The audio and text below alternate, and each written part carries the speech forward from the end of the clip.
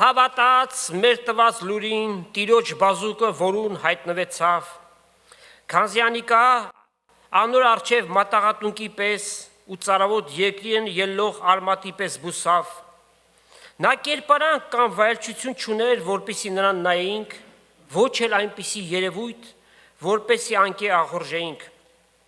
նա մարդոցմե անարգվեցավ և երեսը ձգվեցավ, վիշտերու տեր և ցավերու տեղյակ եղավ,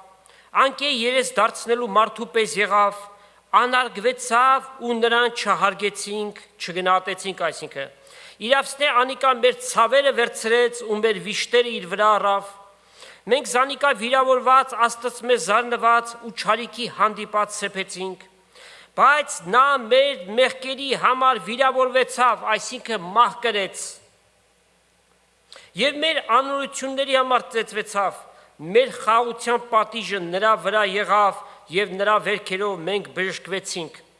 մեր հոգիներն էր հիվանդ, բժշկություն ունեցանք և նաև իր կամքի համաձայն մարմնի բժշկությունը, ամենքս ոչխարների պես մոլորեցանք, ամեն մեկս իր ճամփան դարձավ, Տերը մեր ամենքի անօրությունը նրա վրա դրեց, նա անիրավություն կրեց և չարչարվեց, բայց իր բերանը չբացավ, մորթվելու տարվող ոչխարի պես, իր խոզողների առջև մունջ կեցող մաքիի պես, այնպես, ինչ, իր բերանը չբացավ, սա գլխավոր նյութի հիմքն է կազմում, իր բերանը չբացեց, անուն չկա, հասցեատեր չկա, ով է, Եսայի մարգարեն ինքը հրյա էր և իր գրությունները վերագրում են իրենց ազգին, թե անհատական և թե հավաքական, այս գրությունը Եսայի 53-րդ գլուխներ, առաջի 7 համարները կարդացինք, հրյաները անվանում են տառապող ծառան, suffering servant, ներկայացնում են որպես ամբողջական հրյա ազգը, որ աշխարհի մեղքը իրենց վրա են վերցրել, բացատրությունը իրապես ծիծաղելի է, բա իրենց մեղքերը ով պիտի իր վրա վերցնի, որևէ հիմք ունեն այս բանի համար, մեկ բառ են վերցրել ծառա, լավ, գնանք Եսայի 41-րդ գլուխ 8-9 համարները կարդանք, բայց դու ով իմ ծառաս Իսրայելն ես, իմ ընտրությունս Հակոբը և իմ սիրելիս Աբրահամի սերունդը, որ երկրի ծայրերեն առի, քեզ անոր եզերքներուն կանչեցի ու քեզ ասի, դու իմ ծառան ես, քեզ ընտրեցի ու չմերժեցի, ծառա ինչու ընտրեց կամ ինչու անվանեց ծառա, իրենցից էր, որ Աստծո խոսքը պիտի գնար հեթանոսներին, իրենք աստվածաճանաչ դարձել էին, բայց ձախողեցին, փոխանակ հեթանոսներին ճշմարիտ Աստծո անունը տանեին, գնացին, նրանց հետ խնամություն արեցին, նրանց չաստվածները պաշտեցին և Աստծո բարկությունը եկավ նրանց վրա։ Այս գրությունը Եսայի 53-րդ գլուխը անվանում են նաև վիշտերի մարդ, man of sorrow, և նաև եբրայերեն իսկ մակավոտ, այդպես է կոչվում, այս ասելով հակադրվում են իրենց ասածներին,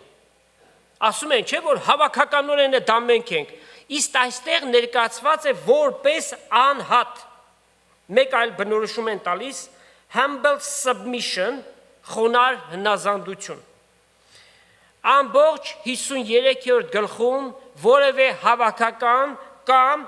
հոգնակի ոչինչ չկա, երրորդ դեմքով է գրված, անձնական դերանուններ են գործածված, նա, նրան, նա իր ժողովրդի հանցանքի համար մատնվեց, այսինքն մահ ճաշակեց, իր բերանը չբացեց, ամբողջ ազգը, քանի որ իրենց պատկերացման մեջ Մեսիան պիտի գար և թագավորություն պիտի հաստատեր։ հենց Ծաղկազարդի օրը փորձեցին այդ բանը իրողություն դարձնել։ Այսինքն արհեստականորեն դարձավ դա, որ Հիսուս մտնում է Երուսաղեմ որպես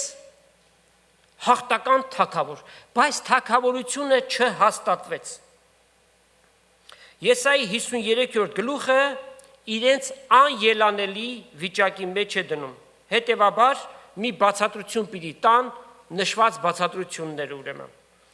Հիսուս Քրիստոս օծյալ փրկիչը եկավ եւ կամավոր խաչին հանձնվեց։ Եսայի 53-րդ գլխում ամբողջությամբ ներկայացված է Հիսուսի չարչարանքը, տառապանքը, խաչելությունը, բայց եւ մեռավ հարուստի հետ եղավ, այսինքն հոր հետ եղավ, հարություն առավ։ Նաեւ 7-րդ համարը, որի վրա շեշտադրություն արեցինք այսօր,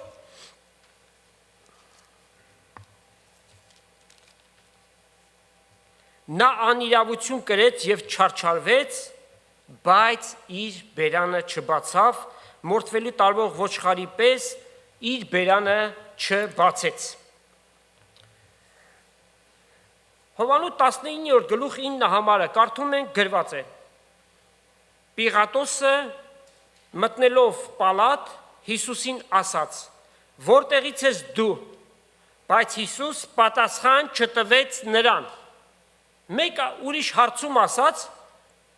ասում են, որ դու թագավոր ես, եւ Հիսուս այդ պարագային պատասխանեց ասաց. դու ասեցիր, ես այս բանի համար եմ ծնվել եկել աշխարհ։ Այն ինչ որ իր ինքնությանն էր վերաբերում, Հիսուս պահպանեց։ Հիսուս դրա համար իրապես ճշմարտություն ասաց, բայց այն ինչ որ զրպարտություն էր իր անձին, խաչը հանելու համար էր, Հիսուս չպայքարեց։ Բոլորովին, որովհետև ինքը խաչվելու համար էր եկել։ Այնպես չէր, որ իրադարձությունները այնպես ծավալվեցին, որ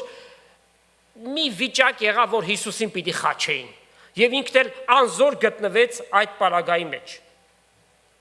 Ուրեմն իր բերանը չբացավ խաչին գնալու համար։ Ոչ միայն Պիղատոսի առջև, նաեւ քահանապետների առջև, կարծանք Մատթեոս 26-րդ գլխից եւ 59 համարից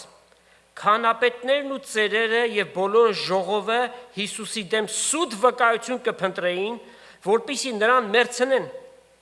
բայց չգտան, թեև շատ սուտ վկաներ էլ եկան, կրկին չգտան։ Հետո երկու սուտ վկա եկան, ուսին թե ասիկա ասավ, այսիկը Հիսուս, ես կրնամ Աստծո տաճարը քանդել եւ զանիկա 3 օրվա մեջ շինել։ Հիսուսի նկատի ուներ իր մարմնի տաճարը, որ եթե սպանեք ինձ, 3-րդ օրը հարություն պիտի առնեմ։ Քահանապետը ոտքի ելնելով ասավ Հիսուսին. պատասխանը չես տալիս, ինչ եմ վկայում ասում քեզի դեմ։ Հիսուս ինչ լուր կեցավ։ Ուստի ելավ քահանապետը եւ ասավ անոր. կենթանի Աստծով քեզ կերթմցնեմ, որ մեզի ասես, թե դու ես Քրիստոսը որդին Աստծո։ Հիսուս ինչ պիտի անի, պիտի պատասխանի թե ոչ։ Ճշմարտությունը պիտի ասի, ինքնությունը պիտի պաշտպանի։ Հիսուս ասավ անոր. դու սիր, բայց կսեմ ձեզի, ասքի հետո պիտի տեսնեք որդին մարդո զորության աջ կողմը նստած եւ երկնքի ամպերի վրա եկած։ Այն ատեն քահանապետը իր հանդերձները պատռեց եւ ասավ. հայություն հրավ, ալ ինչ պետք են մեզի վկաներ, ահա հիմա լսեցինք անոր հայությունը։ Ձեզ ինչպես կերև նա։ Անոնք պատասխան տվին եւ ասին մահապարտ է։ Այն ատեն նրա երեսին թքեցին, բռունցքով ծեծեցին զանիկա, ոմանք էլ ապտակ զարնելով կսեին. մարգարեացիր մեզի դու Քրիստոս, ով է նա, որ քեզ զարկավ։ Պատկերացնում եք, Աստված մարդեղացել է, երկիր մոլորակ է եկել եւ իր ստեղծած մարդկանց միջոցով ինչպիսի անարգության է ենթարկում։ ուրեմն իր անձի հանդեպ զրպարտանքի դեպքում ձայն չանեց, բերանը չբացեց, բայց 64 համար ինչպես կարդացինք, որ իր ինքնությանն է վերաբերում, իր մեսիա լինելուն, Հիսուս պաշտպանեց դա։ Նաև Հիսուս իր բերանը չբացեց Հերովդեսի առջև։ Պիղատոսը երբ որ քննություն արավ, ուղարկեց Հերովդեսին։ Այն ժամանակ այդ երկուսը թշնամիներ էին։ Տեսնենք ինչ տեղի ունեցավ, Ղուկասու 23-րդ գլխից կարդանք եւ 6 համարից։ Պիղատոս երբ լսեց Գալիլեայի համար, հարցրեց, թե այս մարդը գալիլեացի է, երբ իմացավ, թե Հերովդեսի իշխանության տակն է, Զանիկա Հերովդեսին ղրկեց, քանզի նա էլ այդ օրերը Երուսաղեմում էր։ Հերովդես, երբ Հիսուսին տեսավ, շատ ուրախացավ, վասնզի ինքը շատոնց մեկը փափագեր Զանիկա տեսնել, քանզի նրա վրայով շատ բաներ էր լսած, եւ կուսար անկե նշան մը տեսնել, ու շատ խոսքերով հարցուփորձ երավ, բայց Հիսուս բնավ պատասխան մը չտվավ։ Քանապետներն ու դպիրներն ալ կեցել էին եւ սաստիկ ամբաստանություն կնեին անոր վրա։ Հերովդես անարգեց Զանիկա իր զորականների հետ ու ծաղր կնելուց հետո փառավոր հանդերձներ հագցրեց նրան եւ նորից Պիղատոսին ղրկեց։ Այն օրը Պիղատոս եւ Հերովդես իրար հետ բարեկամ եղան, որովհետեւ առաջ իրենց մեջտեղ թշնամություն կար։ Այս ամենը իր հոժարությունն էր խաչին գնալու։ Հիսուս դրա համար էր եկել։ Անպայմանորեն ինքը այդ խաչը պիտի կրեր մարդկության փրկության համար։ Հիսուս շատ հրաշքներ արավ, բժշկություններ արավ, բայց իր առաքելության նպատակը դրանք չէին, դրանք միջոց ծառայեցին, որպեսզի իրեն ճանաչեն։ Հիսուս ասաց, եթե ինձ չեք հավատում, իմ արած գործերս տեսնելով հավատացեք։ Ոմանք էլ ասում են, Մեսիան երբ որ գա, իրենից մեծ գործեր պիտի անի։ Այսինքն իր արած բոլոր գործերը ապացուցում են իր Մեսիա լինելը։ Հովանու 12-րդ գլուխ 27 համար։ Հիմա իմ հոգիս խռոված է, եւ ինչ ասեմ, Հայր, ինձ ազատիր այս ժամից։ Եվ ոմանք կարծում են, որ Հիսուս վախենում էր խաչի ելնել, հորը աղաչում է։ Հիսուս խաչի ելնելու համար էր եկել։ Հիսուս հորը աղաչում էր, որ իրեն զորացնի միջև խաչին հասնի, որտեղ սատանայական բոլոր զորքը ամենայն զորությամբ իր վրա հարձակվել էր։ Չմոռանանք, Հիսուս աստվածության հետ մեկտեղ նաև մարդեղություն ուներ, կատարյալ մարդ, երկու բնություն, աստվածություն եւ մարդեղություն։ Եվ Հիսուս իր աստվածությունը թողեց։ Իր աստվածությունը թողեց։ Ինքը փրկչի պաշտոնի մեջ էր եւ չգործադրեց աստվածությունը։ Եվ ինչ տեղի ունեցավ այդ խնդրվածքից հետո, հայրը մի հրեշտակ ղրկեց, որ եկավ եւ Հիսուսին զորացրեց, միջև որ խաչին հասնի։ Հիսուս փափագում էր խաչվել, կարող եք երևակայել։ Դա ամենաանարգալից մահն էր, բայց դա էր միակ միջոցը մարդկության փրկության համար եւ Հիսուս հոժար էր այդ բանին։ Եբրայեցիների 12-րդ գլուխ 2-րդ համար։ Հիսուսին նայենք մեր հավատքի առաջնորդին եւ այդ հավատքը գործադրության դնողին, որ իր արչեւ եղած ինչ ուրախության համար խաչը հանձարավ, ամոթը արամարեց եւ Աստծո մեծության աջ կողմում նստեց։ Իսկ ինչու խաչ։ Տեր Աստված գոնե ուրիշ կերպ լիներ, այդ անարգալից մահով աջ ու ձախ կողմում խաչվող ավազակների հետ մեկտեղ, չէ որ այդ խաչելությունը անեծք էր, քրս։ Երկրորդ օրինաց 21-րդ գլուխ եւ 22 համարում գրված է. մահվան արժանի մեղք գործողին ծառից կախեք։ Խաչը հենց այդ ծառն է ներկայացնում։ Եվ խաչը ծառից, փայտից են ստանում, չէ՞։ Գաղատացիս 3:13 համար։ Քրիստոս մեզ բոլոր ադամական սերունդին ծախու առավ օրենքի անեծքից, ինքը մեզ համար անիծվեց, որովհետև գրված է անիծյալ է նա, որ փայտից է կախվում։ Ադամը եւ իր սերունդը միջև այսօր խաչի մահվան պիտի դատապարտվեր։ Բոլորս արժանի ենք դրան, բոլորը անխտիր։ Հիսուս փոխանորդական մահով մեզ այդ խաչելությունից ազատեց։ Ինքը մեզ համար խաչի վրա զոհ դարձավ։ Ադամը եւ Եվան ծառից պտուղը վերցրեցին, այդ արգելված պտուղը, եւ այդ կերպով աննազանդ գտնվելով մեղք գործեցին։ Հիսուս ծառը, այսինքն խաչը բարձացավ վճարելու այդ մեղքի համար։ Ինչու Հիսուսի ձեռքերը ծակվեցին, որովհետև Ադամն ու Եվան իրեն ձեռքերով վերցրեցին արգելված պտուղը։ Ինչու Հիսուսի կողը խոցվեց, որովհետև Եվան, որ Ադամի կողից էր ստեղծված, Ադամին փորձության տարավ։ Ինչու ոտքերը Հիսուսի ծակվեցին, եւ պիտի գնանք Ծննդոց 3:15 համար, առաջին մարգարեությունը Մեսիայի համար, որ կնոջ սերունդը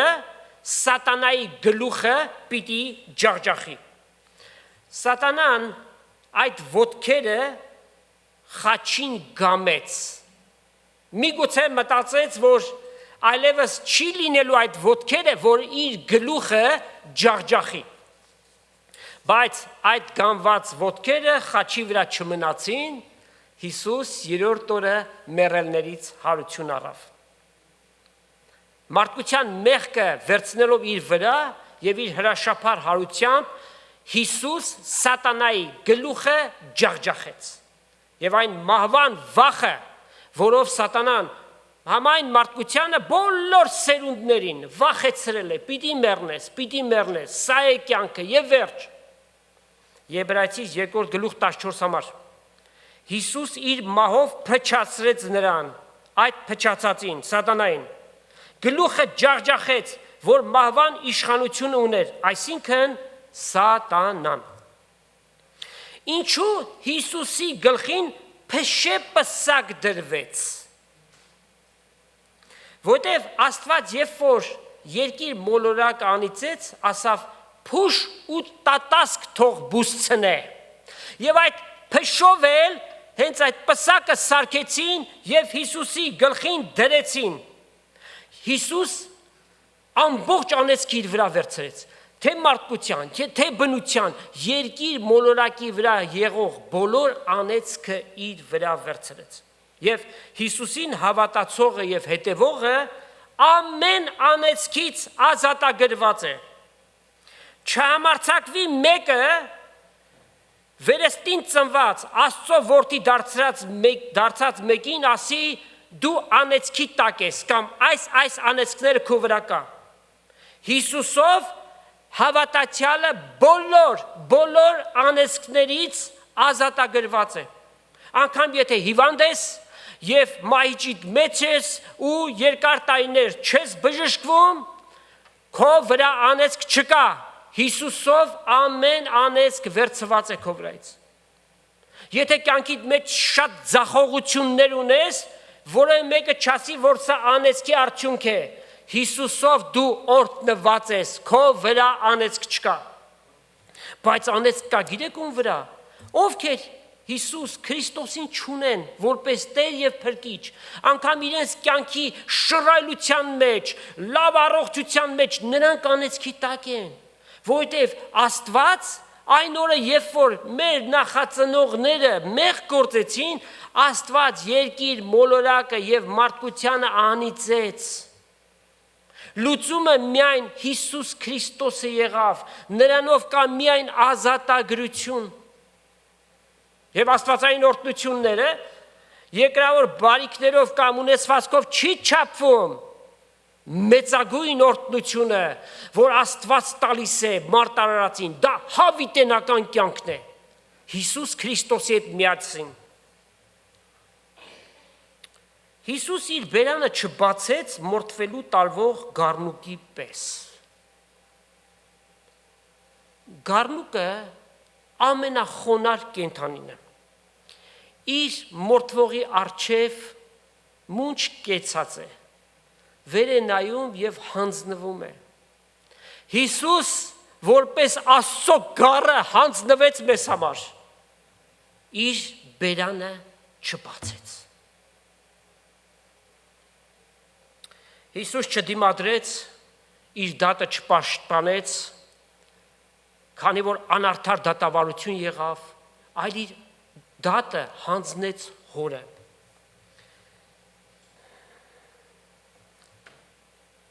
Ոմանք Հիսուսի այս վիճակը նկարագրում են որպես անկարող վիճակ էր։ Սա տգիտություն է, սա անհավատություն է, սա Աստծո որդու հանդեպ մեղք գործել է նշանակում։ Եկեք կարդանք Մատթեոս 26:51 համար։ Հիսուսի ձերբակալությունը։ Հիսուսի հետ եղողներից մեկը ձեռքը երկարացրեց և իր սուրը հանելով զարկավ քանապետի ծառային և անոր ականջը մեկտի հանեց։ Ով էր։ Պետրոս առաքյալը մաղքոքի ականջը կտրեց և մենք գիտենք, որ Հիսուս այդ ականջը իր տեղը դրեց, ահավասի ձեզ մի հրաշք։ Այն հատեն Հիսուս նրան ասավ. սուրդ տեղը դարձրու, վասնզի բոլոր սուր առնողները սուրով պիտի կորսվին։ Կկարծեք, թե ես չեմ կարող հիմա իմ հորս աղաչել, որ ինձի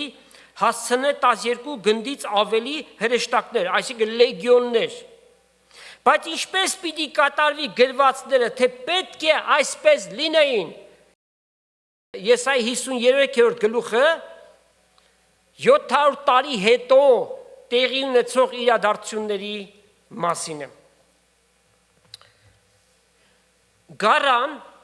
ի նկատի ունենք նաև ոչխարի արյունից ստացվում է հակաթույն օձի խայտոցների դեմ։ Գիտեք այդ բանը։ Գառները պատվաստվում են, վակցինեյթ են եղնում օձի թույնով իրենց մեջ հակամարմիններ արտադրելու համար, անտիբադիս։ Այնուհետև դրանք մաքրվում և օգտագործվում են հակաթույն ստեղծելու համար։ Եվ այս հակաթույնը կոչվում է քրոֆապ։ Կարող եք ստուգել տեսնել։ Օգտագործում են օձի ծանր, խիստ թունավոր խայթոցները բուժելու համար։ Գառնուկի իմունային համակարգը, իմյուն սիստեմը արտադրում է հակամարմիններ օձի թույնը չեզոքացնելու համար։ Գառնուկի արյունը հակաթույն է ստեղծում օձի թույնը չեզոքացնելու համար։ Հիսուս կոչվեց աշխարհի սկզբից առաջ մորթված գառնուկը և իր արյունը թափած խաչի վրա հակաթույն է առաջվա օձի, վիշապի, սատանայի բոլոր թունավոր խայթոցների դեմ, չեզոքացնում է այդ ամենը։ Սկսված մահվան խայթոցից, մինչև այս կյանքի մեջ եղած սատանայի բերած բոլոր խայթոցները, փորձությունների լայն տարատեսակներ, քննի կյանքը տես, որքան փորձություններ գալիս են, սատանայի հարձակումները, խայթոցները Հիսուս չեզոքացնում է։ Բայց միայն նրանց համար, ովքեր որ Հիսուսին որպես իրենց Տերը և Փրկիչը ունեն, և Հիսուս իրեններին իր արյան տակ ծածկված է պահում։ Հետևաբար երբեք մենք կամովի այդ արյան տակից դուրս չգանք, որովհետև սատանայի խայթոցները շատ ավելի զորավոր կլինեն մեր հանդեպ։ Ամեն մարդ կարող է ունենալ այս պաշտպանությունը Հիսուսի արյան տակ լինելու։ Ամեն մարդ պետքություն ունի այս բանի։ Դրա համար ինչ է պետք ապաշխարել, Հիսուսին իր կյանքի մեջ ընդունել, որպես Տեր եւ որպես Փրկիչ։ Սա մեծագույն որոշումն է ամեն մարդու այս աշխարհ եկած։ Հովանես Մկրտիչը Հովանու ավետարանում ենք կարդում, առաջի գլուխ 29 համար։ Ահա Աստծո գառը, որ աշխարհի մեղքը կվերցնի։ Եվ այդ մարգարեությունը իրականացավ, Հիսուս աշխարհի մեղքը վերցրեց, որպես Աստծո գառնուկը եկավ եւ մունչ իր բերանը չբացեց մեր փրկության համար։ Եկեք կարդանք Պետրոս առաքյալի առաջի նամակից առաջի գլուխ 18 համարից։ Գիտենալով, այսինքն իմացեք, որ դուք ոչ թե ապականացու արծաթով կամ ոսկիով փրկվեցիք, որ ձեր հայրերից ստացաք անուղիղ ճանապարհներով, տարբեր տեսակի ֆրատներ եք արել, հապա Քրիստոսի պատվական արյունով, որպես թե ամբից եւ անարատ գարիմը, որ ճանաչված էր աշխարհի սկզբից առաջ եւ վերջին ատենները հայտնվեց։ Այսինքն այս զոհը նախասահմանյալ էր, predestinate, Աստված կանխորոշել էր եւ հաստատվել էր, որպեսզի Հիսուս պիտի գա եւ դառնա այդ գառնուկը, որ զոհվում է։ Մենք սերներ հավիտյան պարտական ենք Աստծո գառին Տեր Հիսուսին իր թանկագին սուրբ հավիտենական արյան համար։ Մեր երախտագիտությունը, gratitude, ինչպես ենք իրեն ներկայացնում։ Նախ եւ առաջ Աստված ուզում է, որ իրեն նվիրական կյանք ունենանք։ Եկեք այսպես պատկերացնենք։ Մանավանդ հայկական իրականության մեջ սա ճշմարտություն է։ Մեկը, եթե քեզ մի լավություն է անում, ինչպես ես դու վարվում։ Փորձում ես, ինչպես ասում են, լավության տակ չմնա, չէ՞։ Որևէ կերպով փոխհատուցես այդ կատարած լավությունը, հա։ Հիսուս մեզ այնպիսի լավություն է արել, որ մենք փորձենք էլ որևէ ձևով հատուցել, անկարելություն է։ Մեզ մեր մեղքերից փրկել է, մեզ դժոխքի կրակներից փրկել է եւ հավիտենական կյանք է տվել։ Մենք ինչ ձևով պիտի հատուցենք նրան։ Բայց բաներ կա, որ անենք, Աստծուն պիտի հաճեսնենք, օրինակ նվիրվել Տիրոջը։ Թույլ տանք, որ Հիսուս մեր կյանքերը փոխի։ Ինքը պատրաստ է այդ բանը մեր մեջ Սուրբ Հոգիով անելու։ Իսկ մենք հոժարենք, եթե հոժար լինենք, Սուրբ Հոգին Աստծո խոսքի միջոցով մեր կյանքերը կփոխի, Քրիստոսի պատկերին կերպարանակից անելու համար, այսինքն աստվածային այն բոլոր առաքինությունները, որ Սուրբ Հոգու մեջ է, մեր կյանքի մեջ զգալի եւ տեսանելի կարող են լինել։ Ապրենք եւ ծառայենք Տիրոջ համար։ Պողոս առաքյալի նշանաբանը ինձ համար ապրելը Քրիստոս է, մեռնելը օգուտ է, շահ է, որովհետև իր մոտ պիտի գնա, բայց դեռ ժամանակը չէ։ Ավել լավ է մնա եւ Տիրոջ համար ծառայի, մենք էլ այդպես ենք մտածում, գիտենք, որ այնտեղ շատ ավել լավ է, բայց քանի Տերը մեզ իր դաշտում դրել է, որ իր համար վկաներ լինենք, լույս եւ աղ լինենք, եկեք այդ առաքելության մեջ հավատարիմ գտնվենք։ Մշտապես մասնակից լինենք լայնածավալ ավետարանչությանը։ Փառք Տիրոջ, Աստված այս եկեղեցու առջև դռներ է բացել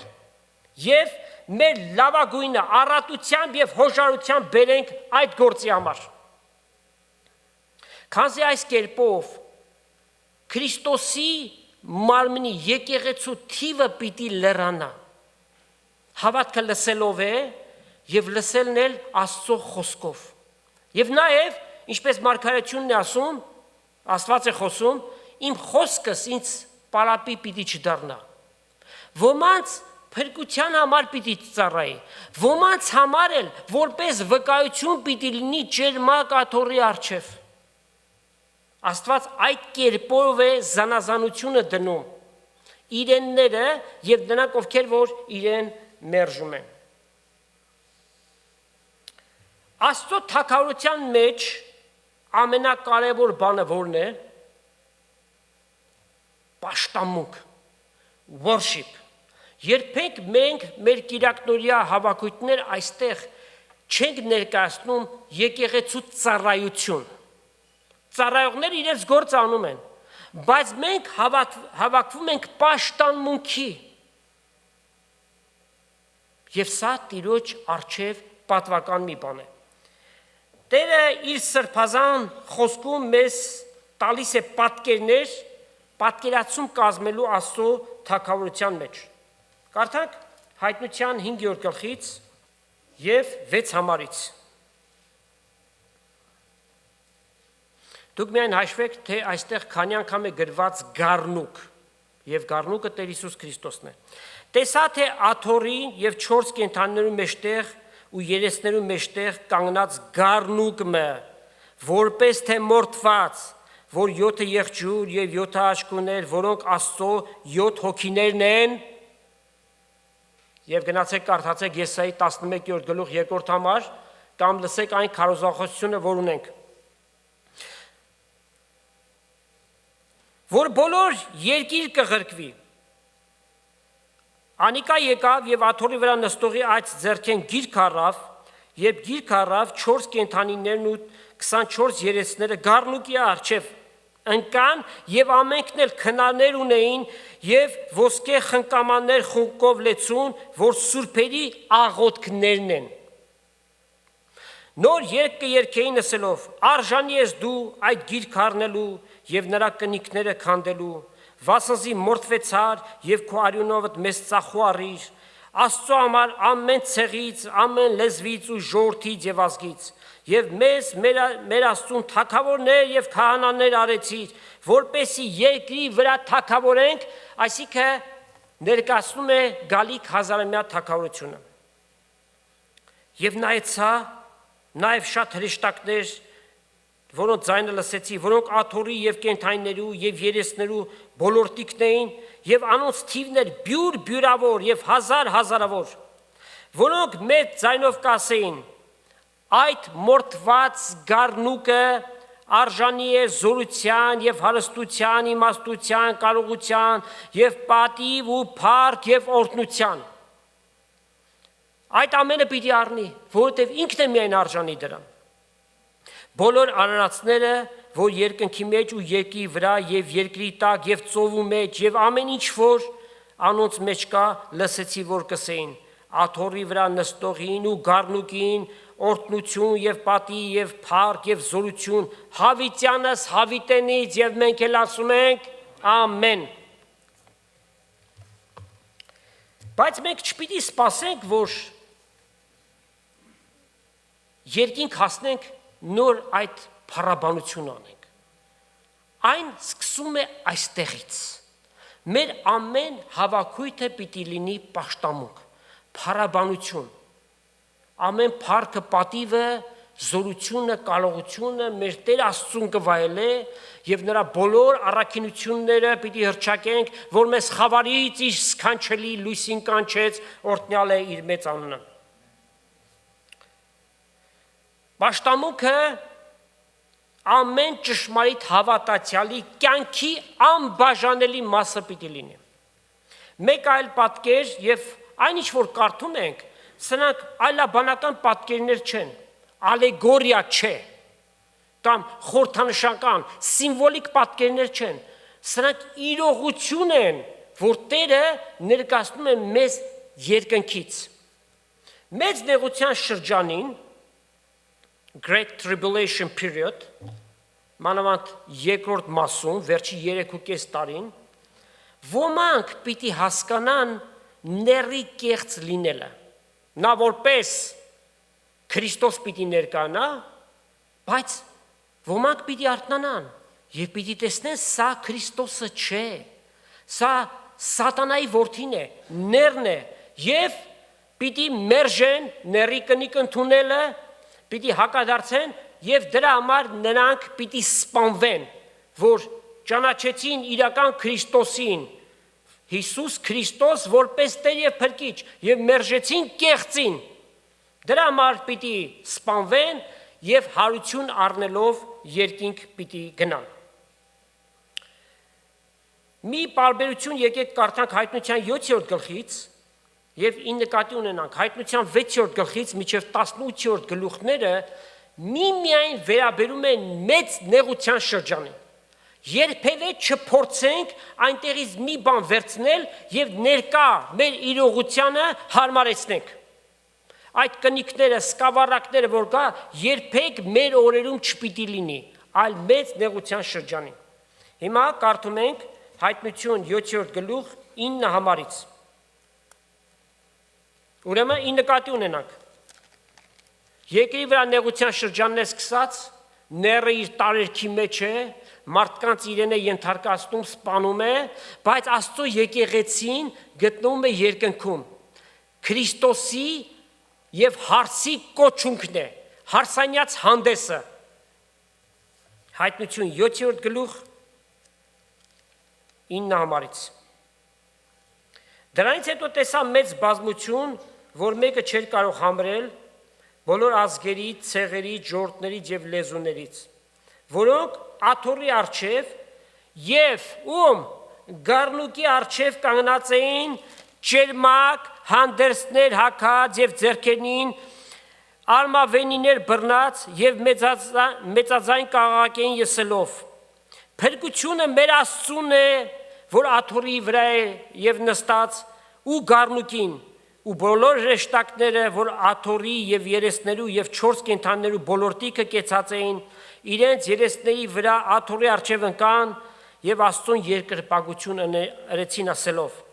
Ամեն օրհնություն, փառք, իմաստություն, գոհություն եւ պատիվ միմիայն մեր Աստծուն Տեր Հիսուս Քրիստոսին կվայելե։ Ու երեցներից մեկը ինձ ասավ. սրանք, որ ճերմակ հանդերձներ հագած են, ով են եւ ուրկե են։ Ես էլ ասի Հովհաննես առաքյալը. Տեր, դու գիտես, ասավ ինձ, սրանք են մեծ նեղությունից եկողները, որոնք իրենց հանդերձները լվացին եւ զանոն կառնուկի արյունով ջերմակացուցին։ Այսինքն այդ շրջանում էր, որ նրանք պիտի ապաշխարեն եւ Հիսուսի արյունով իրենց մեղքերը պիտի սրբեն, բայց սպանվելով պիտի Աստծո թագավորությունը մտնեն։ Անոր համար Աստծո աթոռի առջև իրեն կծառայեն ցորեկ ու գիշեր իր տաճարի մեջ եւ աթոռի վրա նստողը իր վրանը պիտի տարածի անոնց վրա։ Այսուհետև ոչ պիտի անոթենան, ոչ ծարավեն, ոչ էլ արևը կամ տաքությունը անոնց վրա պիտի ընկնի։ Վասնզի գառնուկը, որ աթոռի մեջ է, պիտի հովվե զանոնք ու դեպի կենդանի ջրերի աղբյուրների պիտի առաջնորդե զանոնք եւ Աստված բոլոր արցունքները պիտի սրբեն նրանց աչքերից։ Այն ինչով նրանք պիտի անցնեն մեծ նեղության շրջանին, Տիրոջ կողմից մխիթարությունը պիտի գա։ Նրանք պիտի մտնեն փրկությունը։ Ուրեմն աշխարհի սկզբից առաջ մորթված գառնուկը, որ իր զոհվելու ժամանակ իր բերանը չբացեց։ Եվ սա այն բացատրությունն է, որ Աստված երկնքից երկիր խոնարհվեց, ծառայի կերպարանք առավ, բայց Հայրը նրան խիստ բարձրացրեց եւ նրան մի անուն տվեց, որ ամեն անուններից վեր է, որպեսզի Հիսուսի անվանը ծունկ ծռեն բոլոր երկրավորները, երկնավորները ու սանդալամետականները եւ ամեն լեզու դավանի, որ Հիսուս Տեր է Հայր Աստծո փառքի համար։ Իրական պաշտամունքը դա պիտի լինի։ Ուրեմն այս գրվածների մեջ 4 անգամ նշվեց գառնուկ անունը։ Մենք էլ ասում ենք 12-րդ գլուխը եւ շարունակել պիտի ասենք ամեն օրհնություն, փառք, իմաստություն, գոհություն եւ պատիվ, զորություն, կարողություն եւ ավելացրեք ամեն առաքինությունները Տիրոջ։ միմիայն իր մեծ անվանը։ Ուրեմն այստեղից է սկսում պաշտամունքը եւ շարունակությունը հավիտենականության մեջ։ Այն թյուր կարծիքը կա, որ Հիսուս ծաղկազարդի օրը Երուսաղեմ երբ որ մտավ, հաղթական որպես թագավոր մտավ։ Եվ արդեն հաստատել է իր թագավորությունը երկրի վրա, այսպիսի պնդում անողներ կան։ Եթե Հիսուս երկրի վրա թագավորություն է հաստատել, ուր է։ Ինքը իր թագավորությամբ երբ որ գա, գրված է Երուսաղեմ պիտի իջնի, այնտեղ պիտի նստի։ Եվ ազգերը Հովսապատի հովտում պիտի դատի։ Այդ ամենը զանց է արված եւ ասում են, որ ներկայիս կա այդ թագավորությունը։ Լավ, Հիսուսի հազարամյա թագավորությունը պիտի լինի խաղաղության դարաշրջան, ամբողջ աշխարհում։ Ռազմական բոլոր զենքերը գյուղատեսական գործիքների պիտի վերածվեն։ Կա ներկայիս նման բան։ Տեսեք աշխարհի քանի տեղերում ինչպիսի բռնկված պատերազմներ կան ներկայիս։ Հիսուսի թագավորությունը պիտի լինի արդարության թագավորություն, քննեք տեսեք, աշխարհը ամենաանարդար տեղն է եւ գնայով ամեն տեսակի անարդարություններ կան։ Բարգավաճում պիտի լինի հազարամյա թագավորության ժամանակ։ Աֆրիկյան մայր ցամաքը անօթության մեջ է, միլիոնավորներ մահանում են անօթությունից։ Շատ մեծ աղքատություն կա աշխարհի բոլոր անկյուններում։ Հետևաբար այն պատասխանը, որ տալիս են ծիծաղելի է։ Հիսուսի թագավորությունը անտեսանելի է։ Թագավորում է հոգևոր առաջնորդների միջոցով։ Ծիսական բոլոր եկեղեցիների վարդապետությունն է սա։ Լավ, ուրեմն Հիսուս թագավորում է KGB-ի գործակալ կաթողիկոսի միջոցով։ Հիսուս թագավորում է Հռոմի պապի միջոցով, ազատ որմնադիրների ձեռքի խաղալիք եղող։ Մարդասպան զորքին օրհնող եւ սուրբ պատերազմ հայտարարող Պուտինի կամակատար Կիրիլի միջոցով է Հիսուս թագավորում այս երկրի վրա։ Սրանք հերձվածող գաղափարներ են։ Եթե Հիսուսի թագավորությունը արդեն հասել է, այդպիսիները իրավունք չունեն տերունական աղոթք ասելու։ Թող քո թագավորությունդ գա, ինչպես երկնքում է, այնպես երկրի վրա։ Եթե եկել է, ինչի եք այս աղոթքը անում։ Բայց մենք միջև վերջել պիտի անենք, միջև որ Հիսուսի թագավորությունը գա եւ հասնի։ Փրկության գործի համար, զո դառնալու համար իր բերանը չբացած գառնուկը փառքով եւ զորքով պիտի գա եւ երկրի վրա իր հազարամյա թագավորությունը պիտի հաստատի։ Այս անգամ ոչ թե պիտի գա որպես Աստծո խոնար գառնուկը, այլ Հուդայի ցեղից եղող առյուծը, որ հաղթեց ու միշտ հաղթական է։ Օրհնյալ է իր մեծ անունը։ Աստված պիտի թագավորի երկրի վրա եւ Հիսուս երկաթյա գավազանով, այսինքն աստվածապետական օրենքներով պիտի երկրի վրա միահեծան թագավոր լինի։ Ոչ միայն ամբողջ տիեզերքում, միակ տեղը, որ Հիսուս իր թագավորությունը չի հաստատել, դա երկիր մոլորակի վրա է։ Հայտնության 19-րդ գլխում այդ պատկերն է մեզ ներկայացված, թե 7 տարվա մեծ նեղության շրջանի, միևնույն ժամանակ 7 տարվա գառնուկի հարսանիքից հետո ինչ պիտի տեղի ունենա։ Հիսուս փառքով եւ զորքով իր մարմինը կազմող եկեղեցու հարսի հետ միասին եւ հրեշտակների մեծ բազմությամբ պիտի երկրի վրա գա եւ իր թագավորությունը հաստատի։ Կարդանք Հայտնություն 19-րդ գլխից 11 համարից։ Հիսուս ծաղկազարդի օրը ինչպես մտավ Երուսաղեմ, ինչ կենթանու վրա էր նստած, էշի վրա։ Հիմա լսեք դե։ Տեսա երկինքը բացված եւ ճերմակ ձիմը։ Նրա վրա հեծնողը հավատարիմ եւ ճշմարիտ կկոչվի, մեծատառով է գրված, որովհետեւ թե հավատարիմը եւ թե ճշմարիտը անձնավորություն է Հիսուս Քրիստոսն է։ Արդարությամբ դատաստան կտեսնե, ազգերի դատաստանը պիտի անի, եւ կպատերազմի, նրա աչքերը կրակի բոցի պես էին, նրա գլխի վրա շատ թագեր կային ու գրված անունը, որ մեկը չգիտեր, բայց միայն ինքը,